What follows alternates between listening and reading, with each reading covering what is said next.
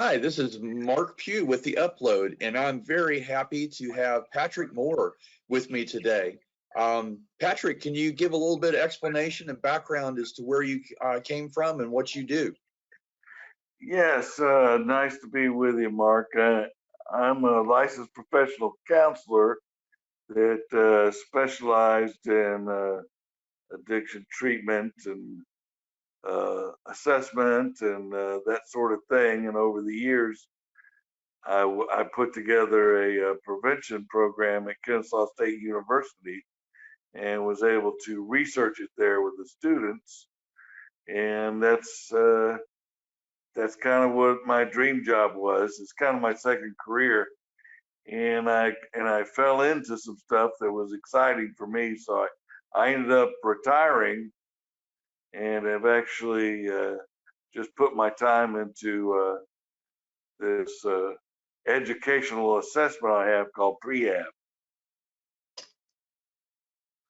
That's great, and I really enjoyed the time we got together for lunch 3 or 4 months ago, I think it was, through our connection on LinkedIn. And I was really interested in the prehab concept. I've heard prehabilitation in preparing your mind and your body for surgical interventions and how to kind of get everything set up for that. But your prehab stands for something different, prehabituation. Can you explain a little bit the concept and your focus on high school and college people, especially before they potentially develop some bad habits? Yes, it is more about habits, and that's the habituation part. So it's prevention before habituation. That's what I see as the real challenge. Of course, we've been trying to do that for hundreds of years, but it has not been very successful because there are some things we just don't really understand about how self-destructive habituation happens. It's not self-destructive for the person who develops it. And why is that? And that's kind of where I got into the affective risk response system, and uh, and that's what prehab is about. It's what is the affective risk response pattern for addiction? I was really trying to find out how effective our prevention program was. That's what I was trying to measure. But in doing that, I fell into this other line of research where I turned up a kind of an invisible pattern that I'd never thought of before. And so we go from there. So prehab is simply prevention before habituation. Rehab is rehabilitation. Rehab costs a lot more than prehab. Yeah, most definitely. And with your experience at Kennesaw State, specifically with students there, your goal was to help people before they create bad habits, or to interact with people that are quote unquote bad apples. Can you explain a little bit what you created at Kennesaw State and some of the outcomes that you saw from that? Sure, we put together a model. Basically, the idea is we're using treatment models but outside of treatment. There's a lot of good treatment stuff because it's not easy to change, as anybody in the industry knows. And people die in treatment. I mean, it's a addiction can be an off. Well, it can be a killer process. So what we decided to do is like, why wait till treatment to understand some of these models? Let's just show them to random samples in the general population and the freshmen in orientation, athletes and Greeks and dormitories, everything. And that's what we did. And we found a way to measure people's response once they looked at that model. They could tell, addiction is progressive. So the model we created, it's called the MAP model, Motivational Assessment Prevention Program. That was the name of the model we developed along those lines. And that gives you a 5-stage process to go from very low risk will never have addiction at stage 0 to severely afflicted addiction at stage 5. And students could choose where they were on that model.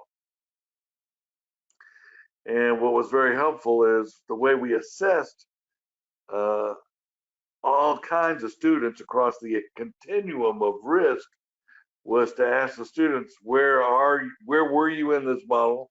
Where are you in this model? And where will you be in this model?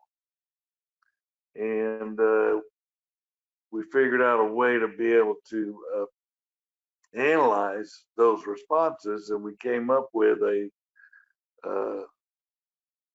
kind of the population dynamics for risk in college freshmen or any group. And what we found in a random sample, and what's backed up by the World Health Organization and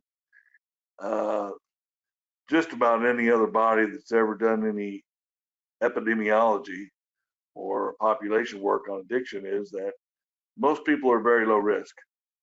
75% of the population is low risk for addiction. Doesn't mean they're low risk for acute accidents.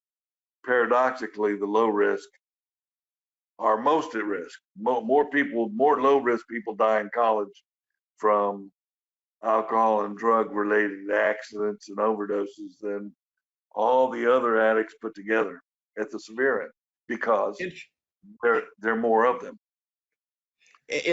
That's a very interesting statistic. I know there's more of them, certainly, so just from a raw number standpoint, but do you think that they're naive to the potential outcomes of that and the low risk, and therefore it kind of goes from 0 to 100 real quick?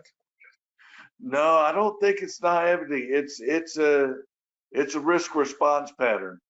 They believe, we're affected by what we see and believe, and we can be fooled. I mean, there's a whole, the last couple of Pulitzer Prizes are all based on this, why humans aren't rational. And we're not. We can be rational, but we're not really rational. We work off of a risk response system. In other words, when I see something new, it gets my attention. If I believe it's good and it gets my attention, I am interested in it. If I believe others are benefiting from this thing and I believe it's good and it's new, I'm going to be a customer. I'm going to try this thing out. We're all like that. And that's not a bad thing at all. It's a good thing. But if I have attribution error along the way, which is much different than being naive, if I believe that the people I'm around know what they're doing and they really don't, somebody like me is gonna be a statistic. That's the problem. High risk people look like they know what they're doing, but they don't. And they look low risk to everybody else. So that's the 20% of the population. They're high risk, but nobody knows it by looking at them. They're sitting in their desks doing their work. You can't tell by looking at them.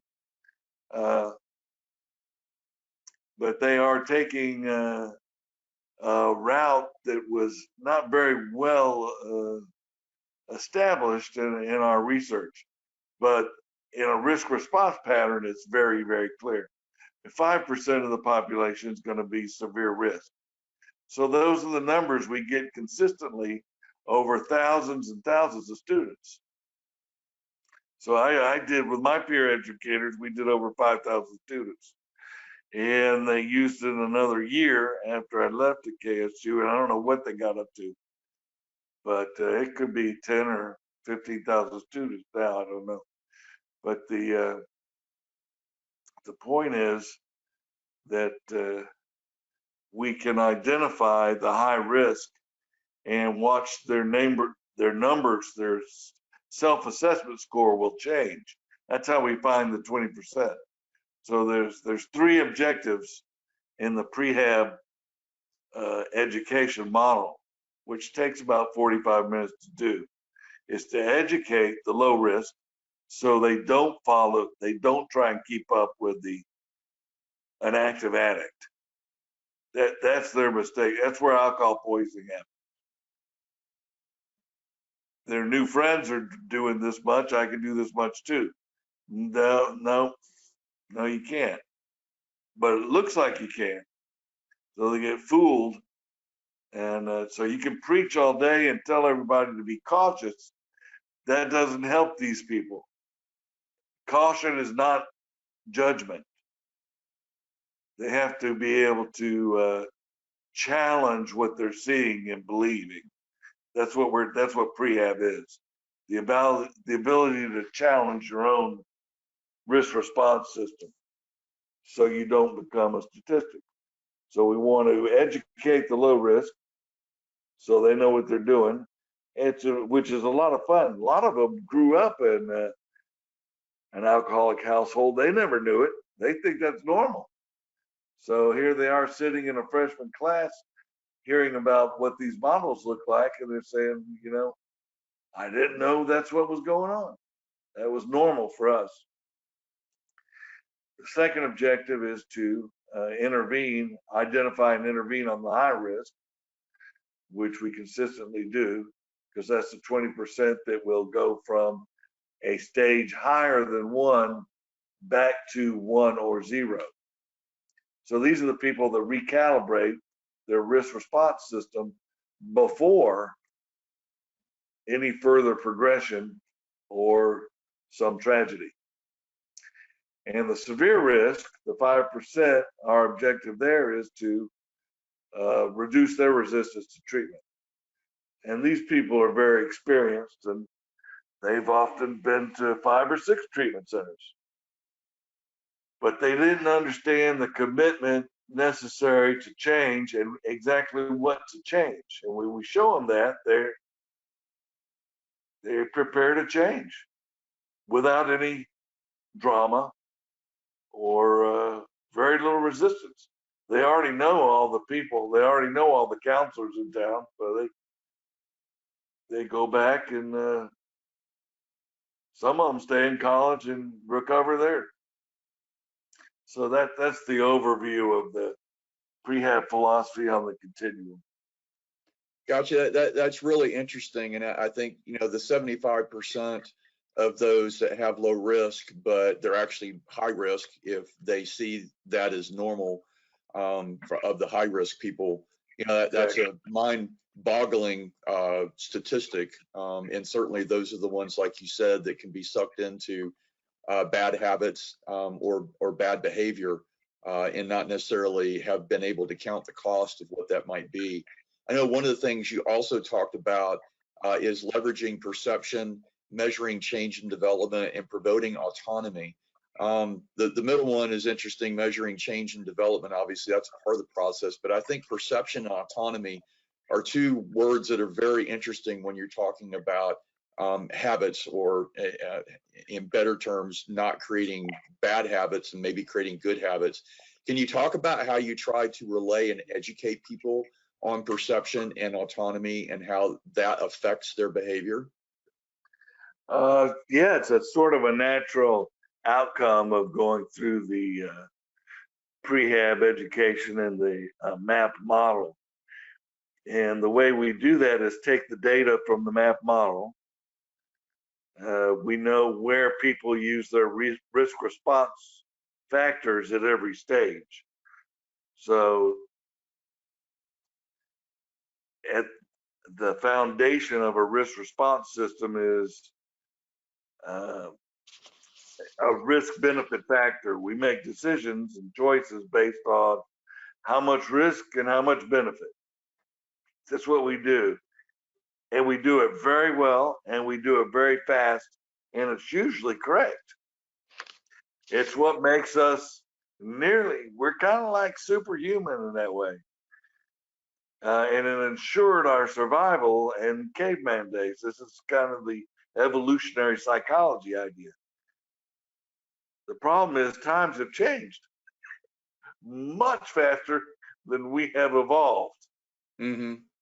So but we can still make sure our gifts, our risk response factors, they look like gifts to me, are not used against us. So what happened was when we did the analysis, there's a way to look at these models and zero in on the relationship and make sure you're not,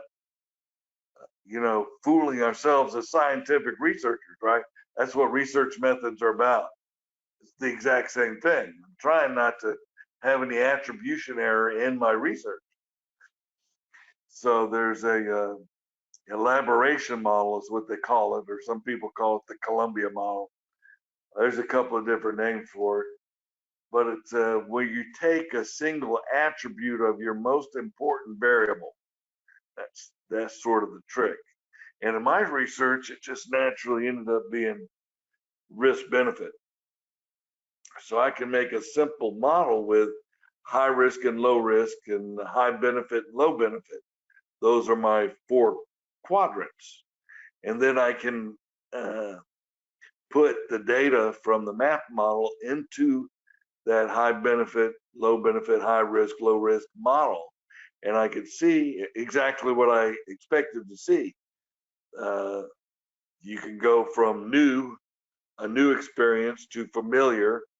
Familiar is another word for habituation.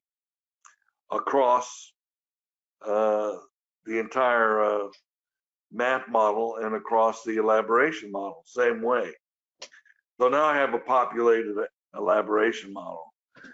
What I didn't have is a way to explain how low risk, high benefit students, 75% of the population, was using their risk response factors. In my model, in my elaboration model, if I was to believe it was valid, what the low risk students were telling me by their data was that they're only using new, familiar, and social proof.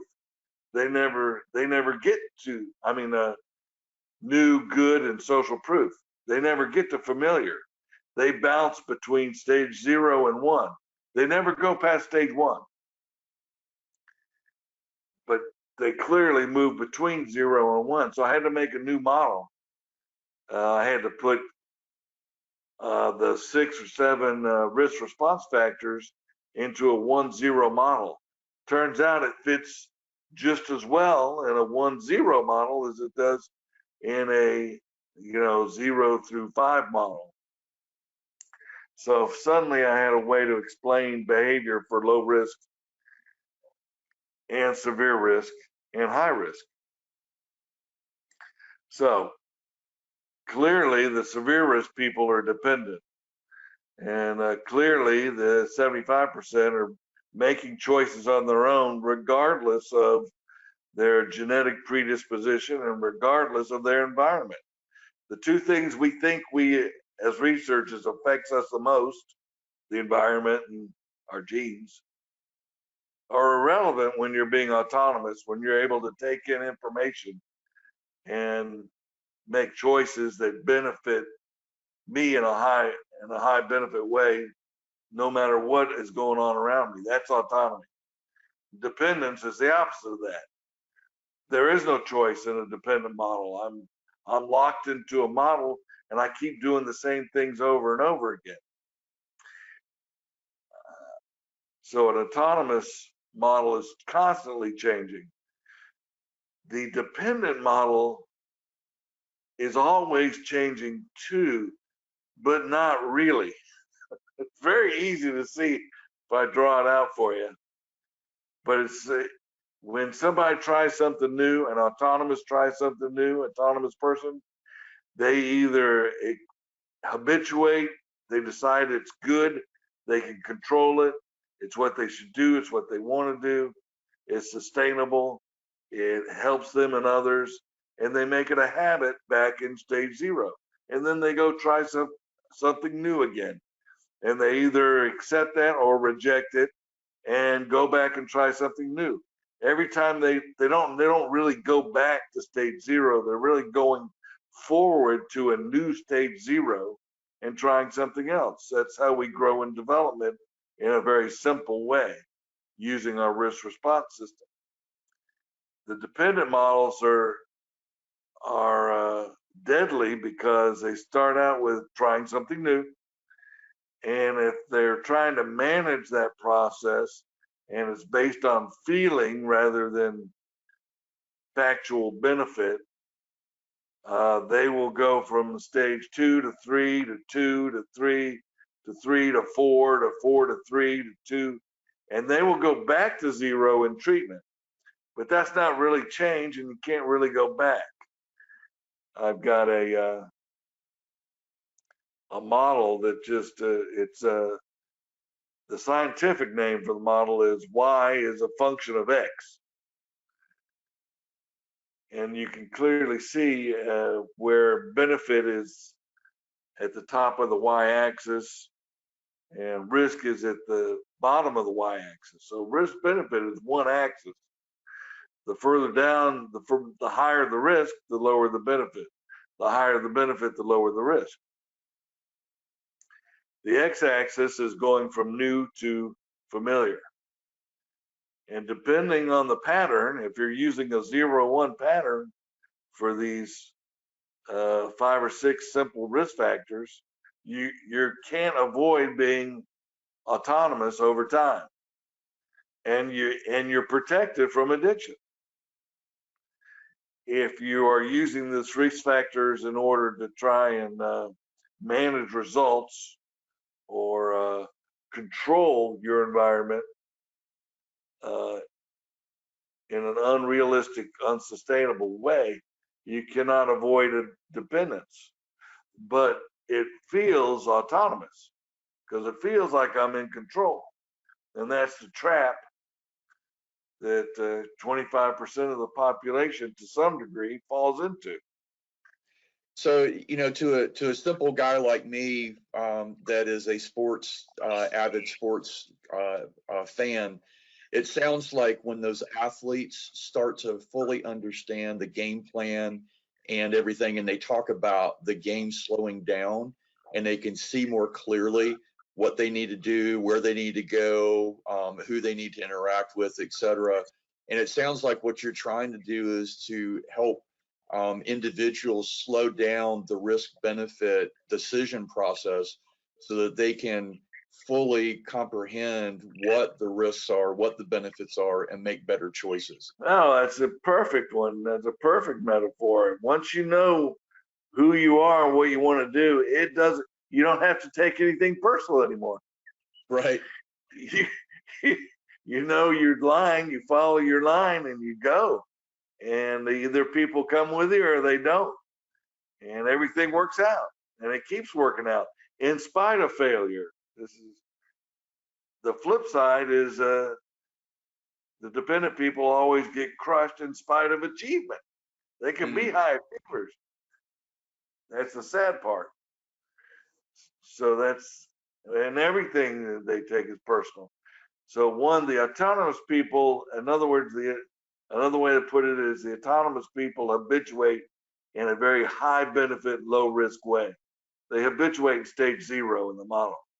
The dependent people always habituate in stage 4, a very low benefit, high risk place. And humans tend to cling to the familiar beyond all logic to absurd levels. So that's why habits are like superpowers. I don't have to retrain myself to drive a car every day. I do it automatically so that I can go and learn other things and make those automatic and make them a habit, and so on and so forth. So I'm nearly unlimited in my capacity to keep learning and growing. That's not what happens for the dependent people. They get locked into a system that feels autonomous. That's why treatment can be a challenge, because you're going to work on common elements of autonomy. They believe they're already working on that. They're already trying hard. They already have a capacity for faith. They believe they're honest. All the things we tell them to do in treatment is very frustrating for some people, because if to them that's what they're doing. We can't tell them to try harder and they're going at 150%. Yeah.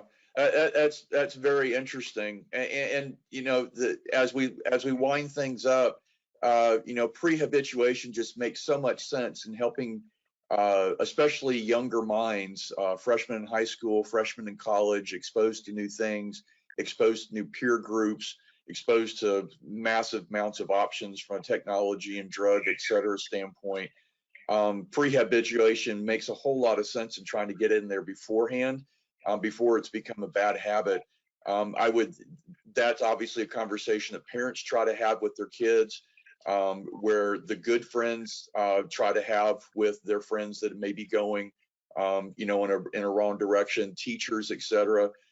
Just briefly, can you explain why this hasn't necessarily been a major focus, and we focus more on after they've developed bad habits, bad behavior, and now they're in recovery? And like you said, it's a coin flip as to whether it's going to be successful. What's the holdup in us not really focusing our efforts on this pre-habituation? We don't know what causes addiction. This, what in my research, basically what I'm saying is,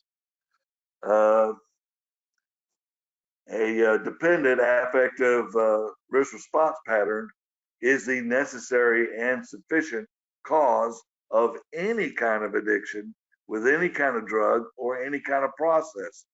Could be heroin, could be marijuana, could be nicotine, could be cutting, could be gambling, could be sex, could be exercise, could be anything that's used in a way that's low benefit and high risk and affects the endocrine system. So once you know that, then it changes everything in prevention. So to answer your question, Mark, the entire industry waits for symptoms. All assessments are based on symptoms: quantity, frequency, negative outcomes. How many drinks did you have? How often do you drink them? Have you lost this relationship? Have you financially suffered? Have you been thrown out of school? All these things we wait for, and then we say, you know, you may have a problem if you have enough, if you answer these questions in this way. Then we interpret their condition to them, which makes no sense to them. So it's a counterproductive, it's bad medicine to wait for symptoms in order to diagnose, right? That's, so there's a British guy Really well by, yeah, proactive versus reactive. very much so.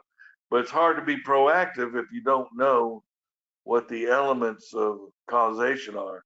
We tend to say in the industry it's way too complicated. There is no silver bullet. There's there's a dozen of these kinds of excuses that are all similar.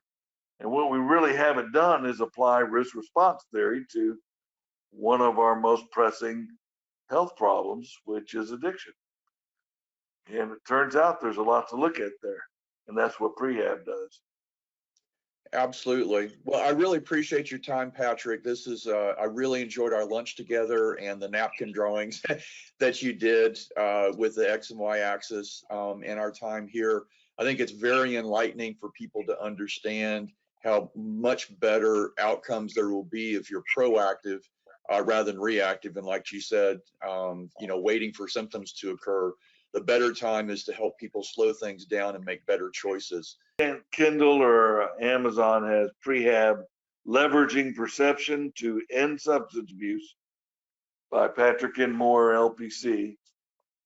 And then there are some videos. Anybody can look at Prehab for $4.95 if you just follow the Prehab video link from prehabmap.com. Gotcha. Well, I really appreciate your time, Patrick. I know this is going to be beneficial for people that watch this video, and I wish you great success going forward. Thank you very much, Mark.